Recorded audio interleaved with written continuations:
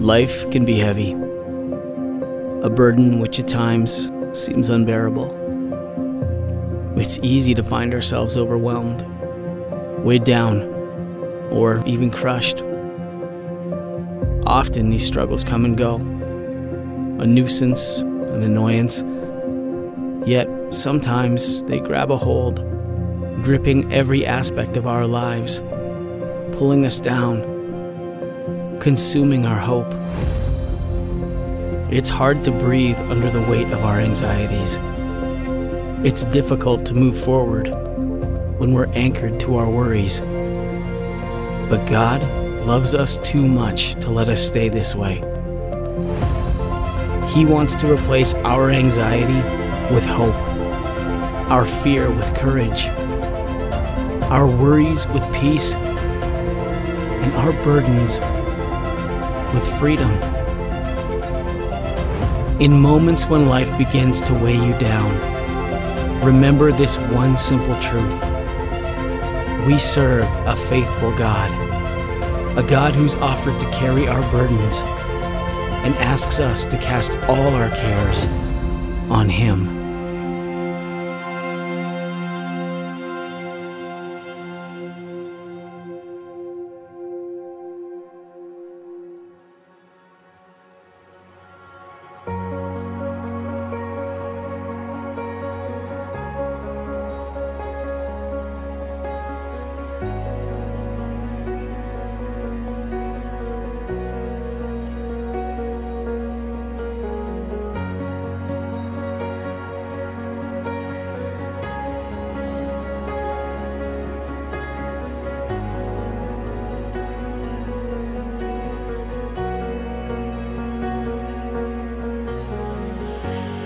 Here is where I lay it down, every burden, every crown. This is my surrender, this is my surrender. And here is where I lay it down, every lie and every doubt. This is my surrender. And I will make room for you to do whatever you want to do whatever you want to. I will make room for you to do whatever you want to do whatever you want to.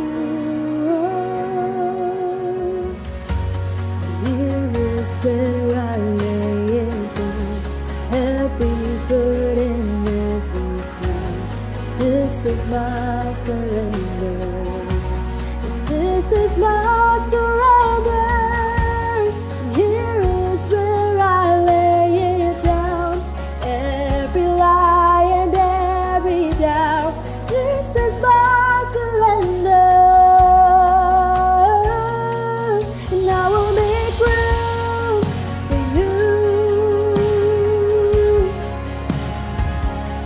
whatever you want to do whatever you want to.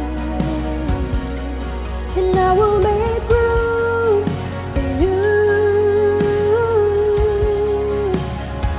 to do whatever you want to do whatever you want to. I will make room, I will make room for you.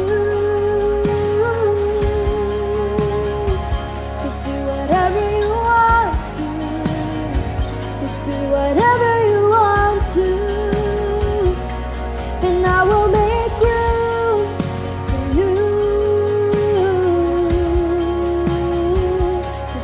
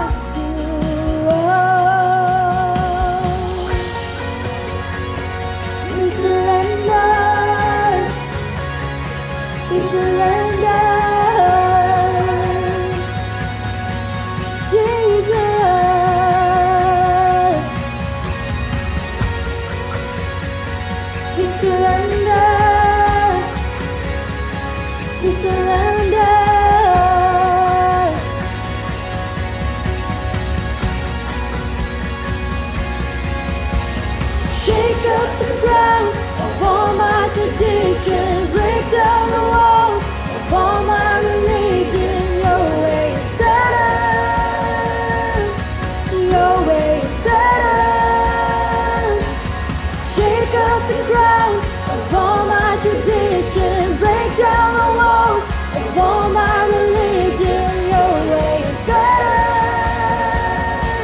Your way is better. Shake up the ground of all my tradition. Break down the walls of all my religion. Your way is better. Your way is better.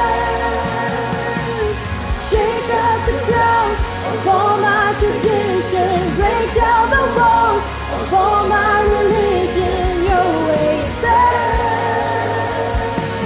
Your way is better. And I will make room for you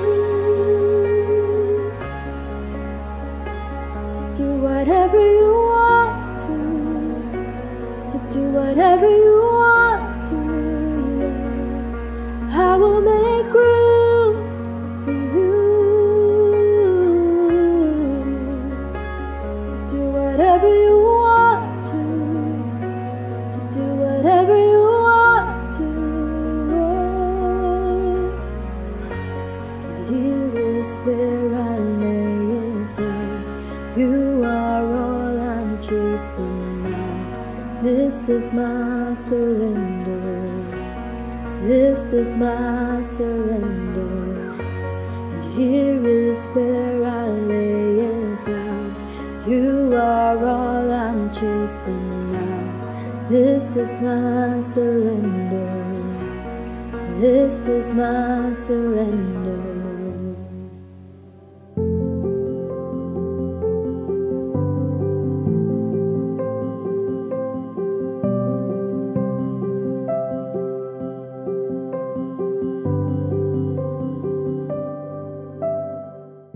Selamat pagi Bapak Ibu, selamat hari Minggu, selamat kita ketemu lagi dalam ibadah online dari NLCC Indonesia hari ini, tanggal 1 Juni 2025. Mulai hari Minggu ini, selama bulan Juni ini kita akan belajar satu tema khotbah yang baru. Setelah kita menyelesaikan tema khotbah selama bulan Mei, yaitu belajar dari wanita-wanita penghancur dalam Alkitab. Dan selama bulan Juni kita akan belajar satu tema yang baru, itulah emosi-emosi yang merusak pertumbuhan rohani. Dan hari ini kita akan mulai belajar topik yang pertama atau emosi yang pertama, itulah amarah atau kemarahan. Dan sehubungan dengan topik hari ini kita akan sama-sama belajar dari seorang tokoh besar dalam Alkitab, atau boleh saya katakan seorang hamba Tuhan besar dalam Alkitab yang rupanya juga pernah bergelut dengan emosi ini, yakni kemarahan. Itulah Raja Daud. Bagian firman Tuhan yang menjadi landasan dari khotbah saya pagi hari ini akan kita pelajari sama-sama, yang saya akan share kepada Bapak Ibu. Itulah 1 Samuel pasal 25 ayat 2 sampai 44. Tapi saya akan bacakan buat kita ayat 2 sampai ayat 13 saja. Sekali lagi, dasar firman Tuhan untuk khotbah saya hari ini khususnya tentang kemarahan atau amarah, belajar dari Raja Daud. 1 Samuel pasal 25 ayat 2 sampai 44. Mari sama-sama kita lihat ayat 2 sampai 13. Demikian firman Tuhan Bapak Ibu. Lembaga Alkitab Indonesia memberi judul Daud, Nabal, dan Abigail. Ketika itu ada seorang laki-laki di Maon yang mempunyai perusahaan di Karmel. Orang itu sangat kaya. Ia mempunyai 3.000 ekor domba dan 1.000 ekor kambing. Ia ada di Karmel pada pengguntingan bulu domba-dombanya. Nama orang itu Nabal dan nama istrinya Abigail. Perempuan itu bijak dan cantik, tetapi laki-laki itu kasar dan jahat kelakuannya. Ia seorang keturunan Kaleb. Ketika didengar Daud di padang gurun bahwa Nabal sedang menggunting bulu domba-dombanya, maka Daud menyuruh 10 orang, dan kepada orang-orang itu Daud berkata, "Pergilah ke Karmel dan temuilah Nabal. Tanyakanlah keselamatannya atas namaku dan sampaikanlah salam ini kepadanya. Selamat, selamatlah engkau, selamatlah keluargamu, selamatlah segala yang ada padamu. Baru-baru ini aku mendengar bahwa engkau mengadakan pengguntingan bulu domba. Adapun gembala-gembalamu yang ada dengan kami tidak kami ganggu, dan tidak ada sesuatu yang hilang daripada mereka selama mereka ada di Karmel. Tanyakanlah kepada orang-orangmu, mereka tentu akan memberitahukan kepadamu. Sebab itu biarlah orang-orang ini mendapat belas kasihanmu. Bukankah kami ini datang pada hari raya? Berikanlah kepada hamba-hambamu ini dan kepada anakmu Daud apa yang ada padamu." Ketika orang-orang Daud sampai ke sana, berkatalah mereka kepada Nabal atas nama Daud, tepat seperti yang dikatakan kepada mereka. Kemudian mereka menanti. Tetapi Nabal menjawab anak buah Daud itu, katanya, "Siapa Daud? Siapakah Daud? Siapakah anak Isai itu?" Pada waktu sekarang ini ada banyak hamba-hamba yang lari dari tuannya. Masakan aku mengambil rotiku, air minumku, dan hewan bantaian yang kubantai bagi orang-orang pengguntingku, untuk memberikannya kepada orang-orang yang aku tidak tahu dari mana mereka datang. Lalu orang-orang Daud itu berbalik pulang, dan setelah sampai mereka memberitahukan kepada Daud, tepat seperti yang dikatakan kepada mereka. Ayat 13, Bapak Ibu lihat. Kemudian berkatalah Daud kepada orang-orangnya, kamu masing-masing sandanglah pedang. Lalu mereka masing-masing menyandang pedangnya. Daud sendiri pun menyandang pedangnya. Sesudah itu kira-kira 400 orang maju mengikuti Daud, sedang 200 orang tinggal menjaga barang-barang. Bapak Ibu, saya ingin memulai khotbah saya hari ini dengan menceritakan salah satu pengalaman saya pribadi waktu saya sedang ditugaskan oleh sekolah, oleh I3 Batu untuk praktek lapangan 1 tahun di Kota Manado. Itu tahun 94 sampai 95. Ceritanya atau kisahnya terjadi pada hari Sabtu, Bapak Ibu. Waktu itu saya akan ada pelayanan di Kota Bitung pada hari Minggu besoknya. Ya, perjalanan dari Kota Manado ke Bitung sekitar 1 jam, 1,5 jam. Dan ya, saya harus menuju ke terminal bus kira-kira, karena harus pakai bis dari Manado ke Bitung. Jadi sebelum saya menuju ke terminal bis, saya singgah ke salah satu toko kaset rohani di salah satu mall di Kota Manado, Bapak Ibu. Itu ceritanya. Ya, saya sampai di toko kaset itu, ya saya mau ingin beli kaset rohani. Waktu itu masih kaset, belum ada, saya lupa ada CD atau belum. Tapi mau beli kaset rohani lah. Nah, pendek cerita Bapak Ibu, di toko saya coba satu-satu. Biasa, seperti biasa kalau kita mau beli kaset. Saya coba kaset satu-satu, saya dengar, saya kembalikan karena saya nggak cocok, saya nggak mau. Saya dengar satu lagi, saya kembalikan. Begitu Bapak Ibu. Tiba-tiba Bapak Ibu, apa yang terjadi? Salah satu pelayan toko itu tiba-tiba dia datang kepada saya, dia bilang begini, Nyong, di Manado bilangnya Nyong, Ngana ini mau beli kaset atau nyanda? Dari tadi kita lihat Ngana cuma dengar, Ngana ndak beli. Mau beli atau nyanda? Bapak Ibu, tidak tahu kenapa tiba-tiba saya emosi langsung. Saya marah besar. Saya merasa waktu itu mungkin dia anggap saya ini tidak mampu untuk beli kaset. Dan saya langsung bilang, Nona, waktu itu kalau pelayan toko di Manado panggil Nona. Nona, kita ini mau beli kaset. Dengan sangat marah. Cuma sekarang kita baru coba. Mau dengar satu-satu, mana yang kita mau. Bukan berarti hanya mau dengar, kita mau, Bapak Ibu. Pokoknya saya marah besar waktu itu, saya ngamuk, saya oke, kalau gitu kita nggak usah, nggak jadi beli. Pakai bahasa Manado, nggak jadi beli. Saya lempar kaset itu, Bapak Ibu. Dan waktu itu ada beberapa anak pemuda yang selalu ikut saya pelayanan kemana-mana. Mereka tahan saya, mereka bilang, Kak Ricky, jangan emosi. Bapak Ibu, itu pengalaman saya. Nah, bicara soal kemarahan atau amarah, Bapak Ibu, saya yakin tidak ada satupun dari kita yang tidak pernah marah. Pertanyaan yang sering muncul adalah, apakah kita sebagai orang Kristen atau apakah saya sebagai hamba Tuhan bisa marah? Atau tepatnya, bolehkah marah? Boleh saya marah? Apakah marah itu alkitabiah? Apakah marah itu dosa atau tidak? Dan berbagai pertanyaan lainnya sehubungan dengan emosi ini, Bapak Ibu. Nah, kembali kepada kisah Raja Daud tadi. Bapak Ibu, kita semua kenal siapa Raja Daud. Daud, nama lainnya dalam bahasa Inggris David. Dalam bahasa Ibrani, Dawid artinya yang berkenan di hati Yahweh. Itu arti kata Daud. David, berkenan di hati Yahweh atau beloved of Jehovah. Artinya Bapak Ibu, dengan menyandang nama ini, Daud dikenal sebagai orang yang begitu dekat dengan Tuhannya. Dia hidup sangat intim dengan Tuhan. Ada Bapak Ibu yang ingat kisah Daud, cerita Daud? Salah satunya Bapak Ibu waktu Daud diberi kesempatan untuk membalas dendam terhadap Raja Saul. Kita tahu ceritanya. Ia ditempatkan pada posisi di mana ia bisa saja membunuh Saul pada waktu itu kapan saja dia mau. Anytime. Alih-alih membunuh Saul, Bapak Ibu, di Alkitab ceritakan atau mengklaim kerajaan Israel untuk dirinya sendiri, justru sebaliknya Daud menunjukkan kasih karunia dan kebijaksanaannya kepada Saul. Daud membiarkan Saul hidup dan Daud bahkan mengulurkan tangan kepada musuhnya itu dengan kasih dan pengampunan. Bahkan Daud terus mengasihi tidak hanya Saul, tapi keturunan Saul juga terus, Bapak Ibu, diperhatikan oleh Daud. Nah, tapi bacaan hari ini, Bapak Ibu, dari 1 Samuel pasal 25 tadi yang saya baca buat kita menemukan Daud dalam satu serangkaian situasi yang benar-benar sangat berbeda dalam kondisi pikiran yang juga berbeda, Bapak Ibu. Situasinya berbeda tadi. Teks atau kisah Raja Daud tadi yang kita baca menunjukkan apa yang terjadi ketika kemarahan itu dibiarkan mengendalikan hidup kita. Dan kalau tidak diselesaikan, kalau kita tidak menyelesaikannya bersama Tuhan, maka kemarahan akan menjadi emosi yang tadi saya katakan menghancurkan iman dan pertumbuhan rohani kita. Pertanyaan buat kita semua Bapak Ibu sekalian, apakah ada di antara kita di sini atau Bapak Ibu yang sedang mengikuti ibadah ini secara online, apakah Bapak Ibu memiliki masalah yang sama, yaitu memiliki masalah kemarahan? Atau mungkin Seharusnya saya bertanya sebaliknya. Apakah ada di antara kita, di antara Bapak Ibu yang tidak memiliki masalah atau tidak pernah memiliki persoalan dengan emosi ini atau dengan kemarahan? Bapak Ibu, saya rasa faktanya adalah kita semua pernah, seringkali, bahkan banyak kali marah dari waktu ke waktu. Kita banyak kali gagal dalam hal ini, Bapak Ibu. Masalahnya adalah kita selalu tidak mampu untuk mengendalikan kemarahan kita sebagaimana seharusnya.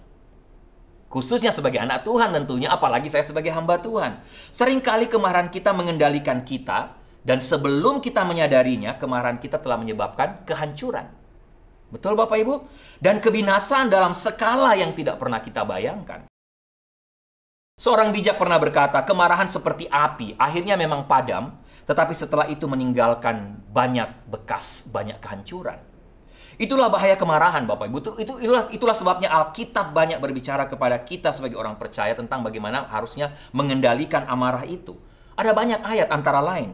Bapak Ibu bisa baca di rumah. Efesus 4 ayat 26. Mazmur 37 ayat 8. Amsal 14 ayat 29. Amsal 19 ayat 11. Pengkhotbah 7 ayat 9. Matius 5 ayat 22. Dan beberapa ayat lainnya Bapak Ibu bisa lihat.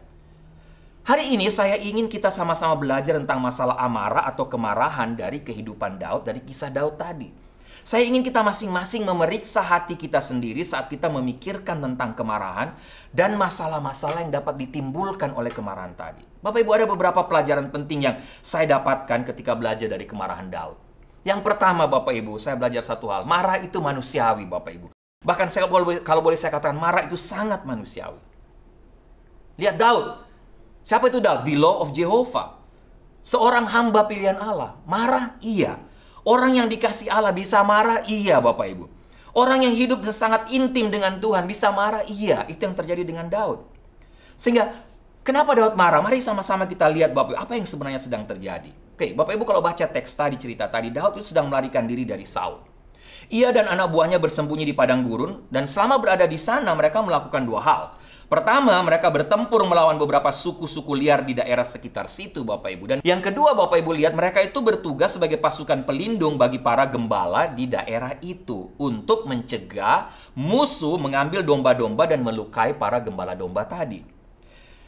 Dan ada yang memperkirakan Daud dan anak buahnya mungkin juga memanfaatkan pekerjaan sampingan itu sebagai pelindung, sebagai penjaga penggembala domba, sebagai cara atau sarana untuk bisa mendapatkan makanan dan perbekalan selama mereka berada dalam pelarian dari Saul, selama mereka berada di padang gurun. Nah, pada masa itu merupakan kebiasaan bagi orang yang menerima perlindungan untuk memberikan penghargaan kepada orang yang memberikan perlindungan.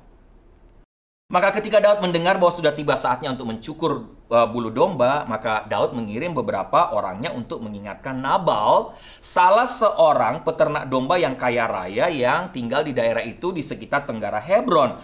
Dikatakan Alkitab dia berasal dari suku Kaleb.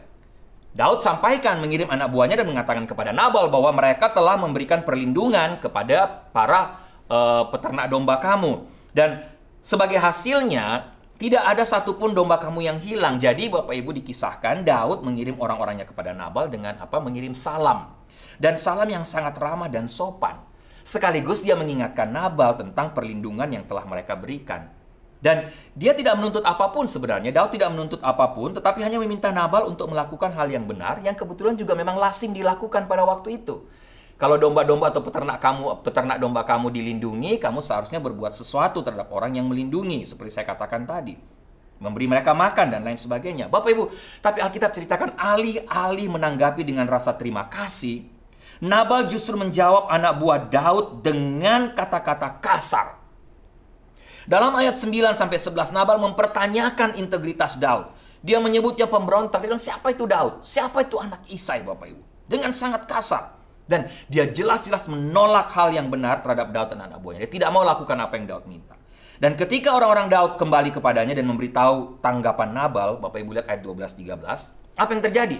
Daud sangat marah besar dan mengumpulkan orang-orangnya untuk membalas dendam kepada Nabal.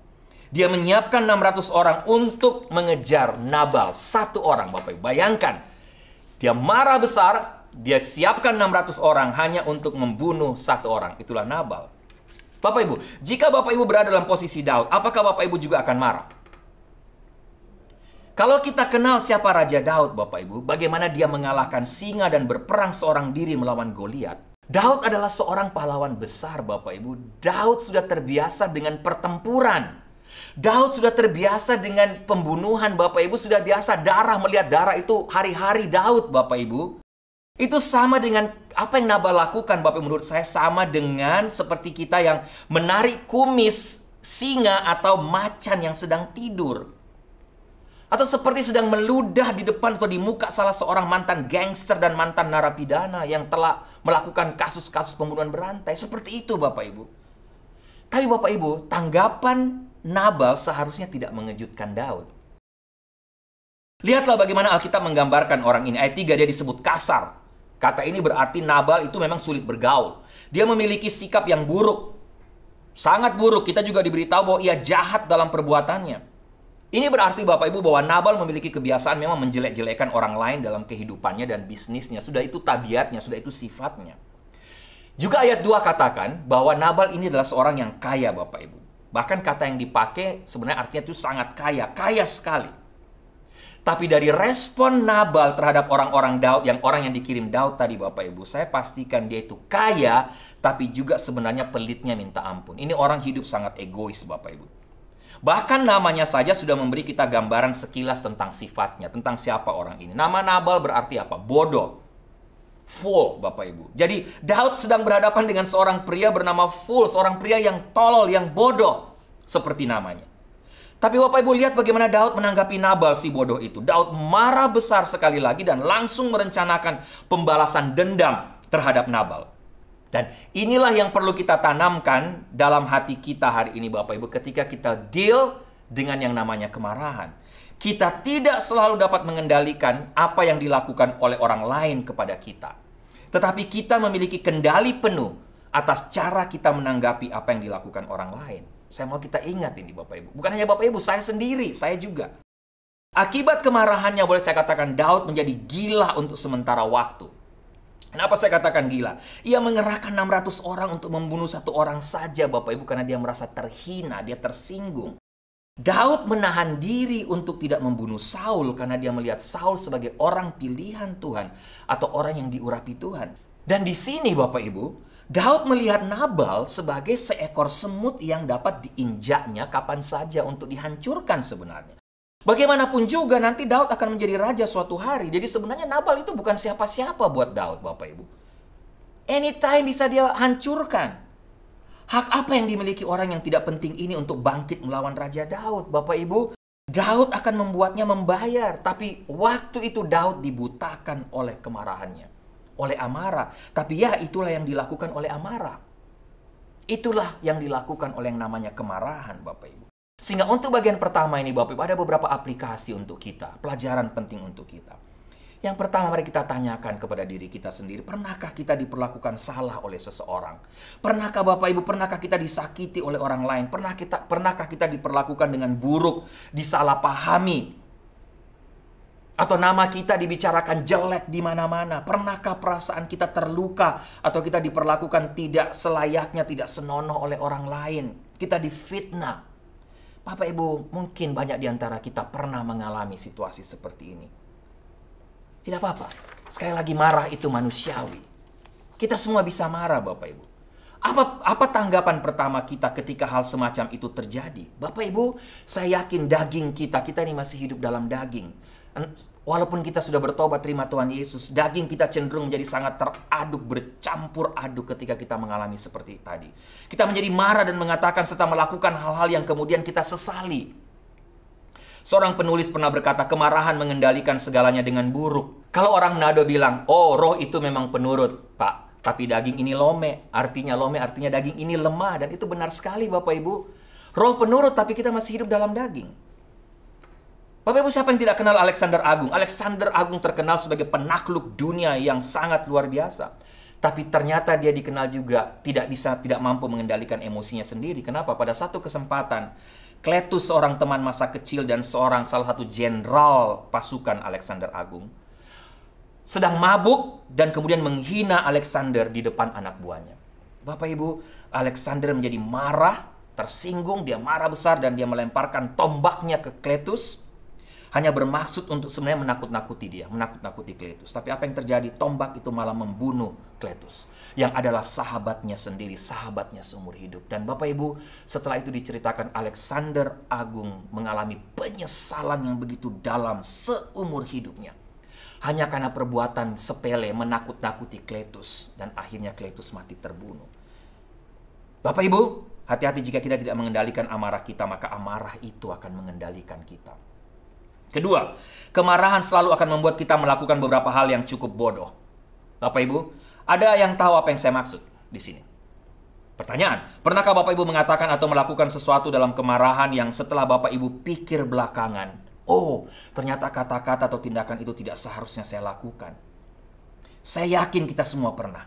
Kalau Bapak Ibu pernah mengalami, atau kalau sekarang Bapak Ibu sedang mengalaminya, ini yang harusnya menjadi doa kita Bapak Ibu. Dan ini yang saya lakukan Bapak Ibu. Tiap kali saya harus deal dengan kemarahan, atau tiap kali saya rasa kemarahan itu berusaha mengendalikan saya, ini doa saya. Dan saya harap ini menjadi doa kita. Tuhan, tolong saya untuk mengendalikan emosi saya dengan kekuatan dari-Mu. Sekali lagi, ketika Bapak Ibu sedang deal dengan kemarahan, ini harus menjadi doa Bapak Ibu. Tuhan, tolong saya untuk bisa mengendalikan emosi saya. Tapi tidak dengan kekuatan saya, tapi dengan kekuatan dari Engkau. Aristoteles pernah berkata, sangat mudah untuk tersulut emosi, siapapun bisa melakukannya. Tetapi untuk marah kepada orang yang tepat, pada tingkat yang tepat, pada waktu yang tepat, dengan objek yang tepat, dan dengan cara yang tepat, itu tidaklah mudah. Dan tidak semua orang bisa melakukannya. Dan Bapak Ibu, saya yakin itu sangat benar. Sebuah pepatah Tiongkok kuno juga pernah mengatakan, orang yang lepas kendali selalu membuat pendaratan yang buruk, katanya. Yang ketiga Bapak Ibu, aplikasi dari bagian pertama. Amarah menguasai pikiran dan mengubah orang-orang yang waras menjadi orang gila yang mengamuk tanpa kendali. Amarah akan menyebabkan kita mengatakan hal-hal yang biasanya tidak kita katakan. Amarah akan menyebabkan kita melakukan hal-hal yang biasanya tidak kita lakukan. Amarah juga akan membuat kita bertindak seperti orang bodoh. Kemarahan akan membuat kita melakukan hal-hal yang nantinya pasti kita sesali, walaupun seringkali sudah terlambat. Sehingga Bapak Ibu, amarah itu memang, atau marah itu manusiawi. Tapi hati-hati, jangan sampai menghancurkan hidup kita Bapak Ibu. Oleh karena itu yang kedua saya pelajari Bapak Ibu dari kisah Daud ini. Marah itu memang manusiawi, tapi marah itu juga bisa dikendalikan. Marah itu dapat dikendalikan. Dari kisah kemarahan Daud ini saya belajar satu hal. Sekali lagi, kita semua memang bisa saja marah, manusiawi, tapi jangan sampai kemarahan itu menghambat atau menghancurkan pertumbuhan rohani kita dan menjerumuskan kita ke dalam dosa. Dengan kata lain, jangan sampai kita berdosa dengan kemarahan kita. Kemarahan itu dapat dikendalikan. Bagaimana caranya? Yang pertama Bapak Ibu, tidak ada jalan lain. Dengarkanlah suara Roh Kudus. Bapak Ibu bisa lihat ayat 14 sampai ayat 31. Oke, sekali lagi. Nabal adalah seorang yang bodoh, tapi istrinya Abigail sebaliknya. Abigail adalah seorang wanita cantik, tidak saja secara fisik, tapi juga adalah wanita cantik dan bijaksana secara rohani Bapak Ibu. Dia cantik, hatinya seperti penampilannya. Ketika dia mendengar apa yang telah dilakukan suaminya yang bodoh, dia mengambil langkah-langkah yang diperlukan untuk memperbaiki, mengubah keadaan. Dia mengumpulkan makanan dan barang-barang yang dibutuhkan atau diminta oleh Daud dan anak buahnya, dan dia pergi menemui Daud dengan harapan bahwa dia dapat mengubah pikiran Daud. Lihat ayat 19. Kita diberitahu bahwa dia melakukan ini tanpa berkonsultasi dengan suaminya. Dia tidak bekerja melawan Nabal, tapi dia bekerja sebenarnya untuk melindungi Nabal. Seorang wanita yang mungkin tidak bijak Bapak Ibu, atau wanita yang bernafsu, atau wanita yang menghadapi situasi seperti Abigail waktu itu dengan suami seperti Nabal. Mungkin waktu dia dengar ceritanya atau apa yang terjadi, dia katakan, nah ini kesempatan untuk kamu Nabal. Ini kesempatan yang selama ini saya sudah tunggu-tunggu. Saya akan duduk di sini dan menunggu dan melihat bagaimana Daud menghabiskan kamu. Daud berurusan dengan kamu yang bodoh itu. Tapi Bapak Ibu, itu tidak dilakukan Abigail. Abigail tidak melakukan itu. Dia bekerja di balik layar dan berusaha sekuat tenaga untuk melindungi suaminya. Bahkan dia benar-benar menyelamatkan nyawa suaminya. Akhirnya kita baca ceritanya. Ada pelajaran penting di sini yang saya lihat Bapak Ibu, paling tidak untuk kita, untuk suami-suami, untuk bapak-bapak. Saya ingin mengatakan ini. Bapak-bapak, suami-suami sekalian, banyaklah mendengarkan istri Anda atau istri kita. Tuhan telah memberikan mereka kepada kita sebagai penolong. Ia adalah, atau istri kita adalah pelengkap kita. Banyak kali Tuhan memakai istri-istri kita untuk menolong kita dengan hikmat dan wawasan yang tidak kita miliki dalam berbagai situasi kehidupan. Sehingga bapak-bapak, suami-suami, belajarlah untuk bijak. berkonsultasi dengan istri kita, mendengarkan apa yang dia katakan. Ya, Bapak Ibu atau Bapak-Bapak, saya pun sering mengalaminya. Banyak kali sebenarnya Tuhan memakai atau mengirim Bu Sarah untuk memberikan saya nasihat. Tapi banyak kali juga harus saya akui ketika saya tidak mendengarkan saran atau nasihat dari Ibu Sarah. Maka apa yang terjadi? Yang terjadi adalah akhirnya situasi makin memburuk, bukannya makin membaik, hanya karena tidak mendengarkan nasihat. Nah Bapak Ibu, ketika Abigail bertemu Daud, dia merendahkan diri di kaki Daud, Alkitab katakan. Ia menyebut dirinya sebagai hamba Daud sebanyak 6 kali, dan memanggil Daud sebagai tuanku sebanyak 14 kali. Ia datang ke hadapan Daud dengan rendah hati, dengan terbuka dan jujur. Dia mengakui bahwa Daud dan orang-orangnya telah menderita kesalahan di tangan Nabal. Dia mengakui bahwa suaminya adalah orang yang jahat dan bodoh. Dia meminta pengampunan dan memohon kepada Daud untuk menerima pemberiannya dan mengampuni Nabal. Bapak Ibu, ia memberitahu Daud bahwa Tuhanlah sebenarnya mengutus saya ke sini untuk menghentikan kamu membunuh seorang pria dalam kemarahan kamu. Ia memberitahu Daud bahwa jika ia membunuh Nabal dalam kemarahan, hal itu akan membayangi dia seumur hidup. Jika ia melakukan apa yang diperintahkan oleh kemarahannya, dia akan menyesal selama-lamanya. Sehingga dia memberikan nasihat kepada Daud, memohon kepada Daud. Bapak Ibu, dalam ayat-ayat ini Abigail mengingatkan saya tentang suara Roh Kudus. Ketika amarah daging tersulut, ketika kita emosi, Roh Tuhan akan mengingatkan kita bahwa kita perlu bertindak. Mungkin kita perlu bertindak perlahan dan bijaksana. Roh Kudus mengingatkan kita dengan suaranya yang lembut. Seperti Yakobus 1 ayat 19-20 katakan apa? Karena itu saudara-saudaraku yang kekasih, hendaklah setiap orang cepat untuk mendengar tapi lambat untuk berkata-kata. Dan juga lambat untuk marah, karena amarah manusia tidak mengerjakan kebenaran di hadapan Tuhan. Tapi Bapak Ibu, sayangnya adalah seringkali seruan amarah yang begitu keras dalam hati kita, begitu kuat sehingga kita tidak bisa lagi mendengar suara Roh Kudus yang begitu lembut yang sedang berbicara kepada kita, yang mencoba berargumentasi dengan kita. Bapak Ibu, jika kita mau belajar untuk sedikit tenang dan mendengarkan suara Roh Kudus, mendengarkan apa yang Roh Kudus katakan kepada kita, Bapak Ibu, saya yakin itu akan menyelamatkan kita dari banyak hal, akan menyelamatkan kita banyak dari rasa sakit hati dalam hubungan kita dalam hidup kita. Jika kita dengan rendah hati mau menerima saran, apalagi suara Roh Kudus yang menenangkan dan melembutkan hati kita, amarah tidak akan sampai dipakai oleh setan untuk merusak kesaksian kita dan juga menghancurkan pertumbuhan rohani kita. Bapak Ibu, lanjut kesaksian saya tadi, Bapak Ibu. Hari Minggunya kan saya katakan tadi, saya khotbah di Kota Bitung, hari Minggu. Kejadiannya tadi hari Sabtu. Waktu saya lagi khotbah, Bapak Ibu, kok saya juga kebetulan berkhotbah dari 1 Korintus pasal 13 ayat 4-7. Tentang kasih. Kasih itu sabar. Kasih itu murah hati. Bapak Ibu, waktu saya berkhotbah ada suara Roh Kudus di telinga saya yang berkata, Ricky, kamu khotbah 1 Korintus 13 tentang kasih. Ingat kejadian kemarin. Bapak Ibu, besoknya hari Senin, saya pulang ke kota Manado. Saya khusus singgah di mall itu, di toko kaset itu, dan berusaha untuk ketemu dengan pelayan toko yang dimana saya marah waktu hari Sabtunya. Saya ketemu dengan dia dan Bapak Ibu, saya hanya belajar untuk mentaati, terbuka terhadap suara Roh Kudus. Dan apa yang saya katakan, saya ketemu dengan dia, saya katakan, saya yang marah-marah di toko ini hari Sabtu yang lalu. Saya minta maaf, saya tahu saya salah, saya tidak pantas. Dan saya cerita, saya seorang hamba Tuhan. Dan Bapak Ibu, saya pun merasa lega pada waktu itu. Yang kedua, Bapak Ibu, apa yang harus kita lakukan? Selain mendengar suara Roh Kudus, rendah hatilah.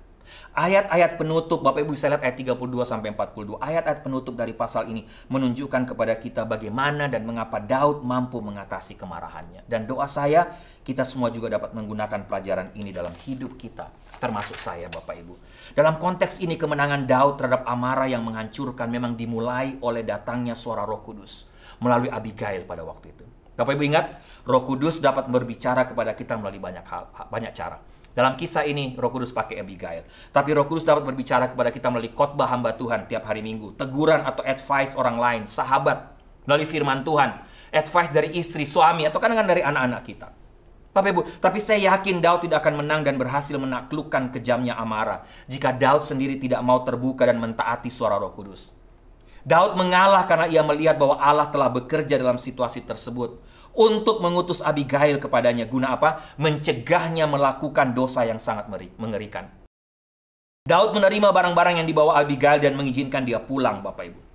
Bapak Ibu, apa yang salah jika Daud mengambil tindakan sendiri dan membunuh Nabal pada waktu itu?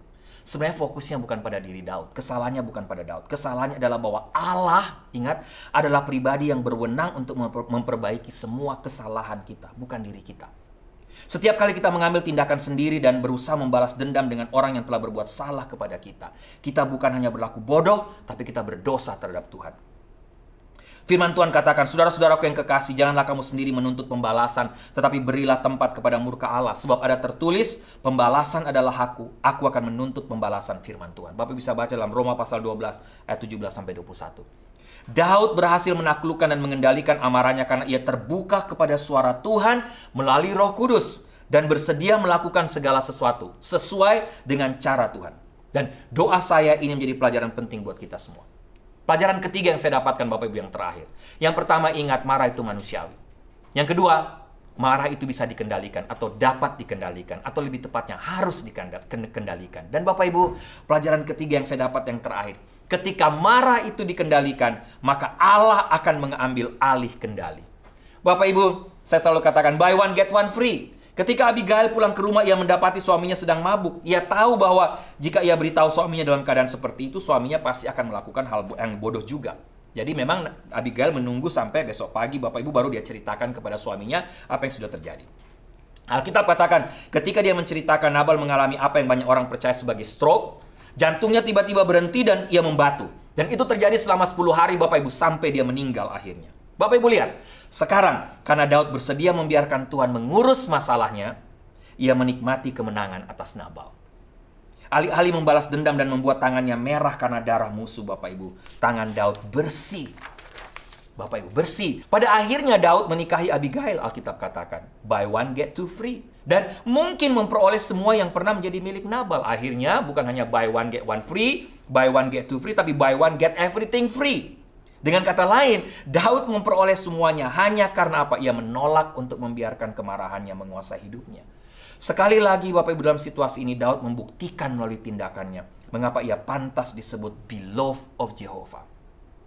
Seorang yang berkenan di hati Tuhan. Kenapa? Daud menanggapi suara Tuhan dengan tepat dan kemarahannya pun terkendali. Dan biarlah itu menjadi pelajaran bagi kita masing-masing. Tidak peduli seberapa kuat kita berpikir bahwa kita berhak untuk membalas dendam terhadap mereka yang telah menyakiti kita. Tidaklah benar untuk melanggar firman Tuhan dengan membiarkan kemarahan menguasai hidup kita. Bapak Ibu, ingat Efesus 4 ayat 26 katakan, apabila kamu menjadi marah, janganlah kamu berbuat dosa. Janganlah matahari terbenam sebelum padam amarahmu. Amarah yang dikendalikan dan diarahkan dengan tepat dapat digunakan untuk kebaikan. Sudah pasti, misalnya menegur tindakan sahabat, jemaat atau anak-anak kita yang berbuat kesalahan atau melanggar firman Tuhan. Orang Kristen dapat meminta pertolongan Roh Kudus untuk mengendalikan amarah mereka dan mengarahkan mereka kepada tindakan yang benar sehingga marah. Menarik karena Efesus 4 ayat 26 memakai dua kata yang berbeda. Marah dipakai kata orgiso atau parorgiomos, sedangkan amarah dipakai kata orhe. Boleh marah, boleh orgiso, boleh parorgiomos, tapi jangan sampai menjadi amarah. Jangan sampai menjadi orhe yang akhirnya mengendalikan hidup kita dan kita membuat hal-hal bertindak hal-hal yang bodoh. Sehingga Bapak Ibu, saya mau tutup khotbah saya dengan tantangan buat kita. Hari ini kita perlu membawa kemarahan kita kepada Tuhan dan memintanya untuk menolong kita menguasai hati kita.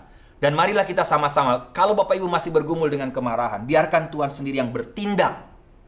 Menolong kita, memberikan kita kesabaran, tapi juga sekaligus bertindak terhadap mereka yang menyinggung kita. Jika Bapak Ibu hari ini sedang menyimpan kemarahan, hal yang terbaik yang harus Bapak Ibu lakukan, ini juga tantangan buat diri saya, adalah datang kepada Tuhan, memintanya untuk meredakan panas hati kita sebelum kita mengalami kehancuran.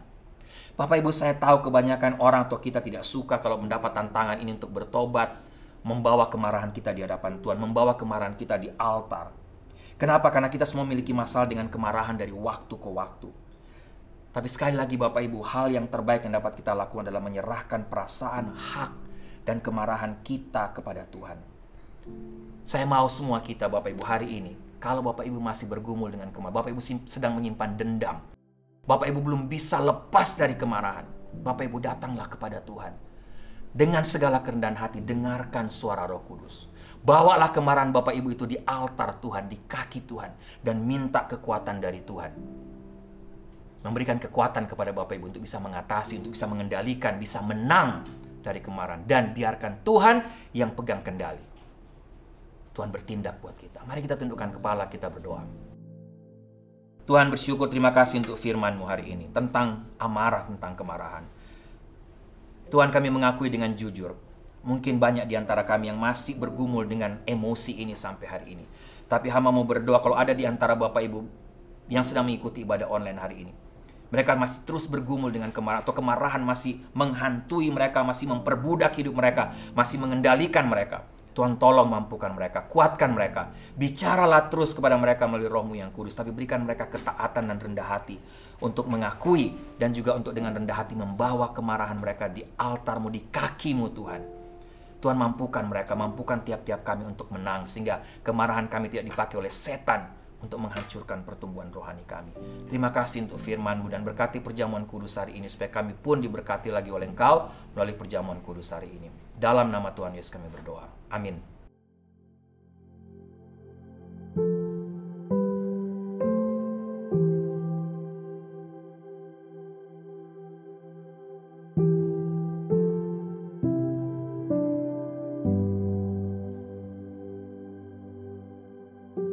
Bapak Ibu, mari kita siapkan hati sama-sama untuk masuk lagi dalam perjamuan kudus hari ini. Roti yang kita pecah-pecahkan ini mengingatkan kita akan tubuh Kristus yang diserahkan bagi kita untuk menebus kita. Demikian pula dengan cawan minuman ini, Bapak Ibu, yang kita pakai untuk mengucap syukur, selalu mengingatkan kita akan darah Kristus yang dicurahkan bagi kita untuk pengampunan dosa kita.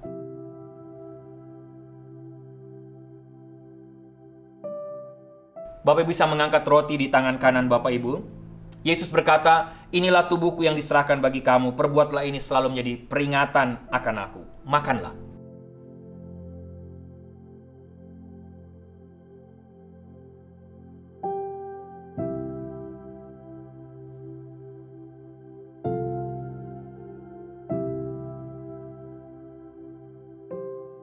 Bapak bisa mengangkat cawan di tangan kanan Bapak Ibu. Pada malam yang sama, Yesus pun mengangkat cawan dan berkata, cawan ini adalah perjanjian baru yang dimeteraikan oleh darahku. Perbuatlah ini setiap kali kamu meminumnya, menjadi peringatan akan aku. Minumlah.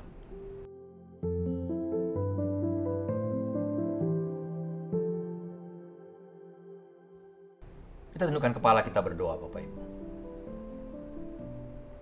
Tuhan, terima kasih untuk hari ini. Kami sudah diberkati oleh firman-Mu, tapi hari ini kami juga diberkati lagi oleh perjamuan kudus hari ini. Terima kasih kalau kami ada waktu untuk mengangkat roti, mengangkat cawan, bahkan memakan roti, minum cawan, minum anggur, untuk membawa kami untuk mengingat kembali apa yang sudah Engkau lakukan di atas kayu salib. Terima kasih Tuhan, terima kasih karena tubuh-Mu hancur, darah-Mu tercurah untuk kami, supaya kami bisa mendapatkan keselamatan kekal. Tolonglah tiap-tiap kami Tuhan, tiap kali mengikuti perjamuan kudus seperti hari ini, kami tidak hanya dibawa untuk mengenang, mengingat saja, tapi kami juga dibawa untuk membuat komitmen di hadapan Engkau, membuat resolusi lagi di hadapan Engkau, resolusi baru untuk terus hidup takut akan Engkau, terus hidup dalam kekudusan, terus hidup melayani Engkau dengan tiap-tiap kesempatan yang Tuhan berikan, sebagai bukti, sebagai penghargaan kami terhadap kasih-Mu, terhadap apa yang sudah Engkau kerjakan di Bukit Golgota. Terima kasih Tuhan. Dalam nama Tuhan Yesus kami berdoa, mengucap syukur untuk perjamuan kudus hari ini. Amin.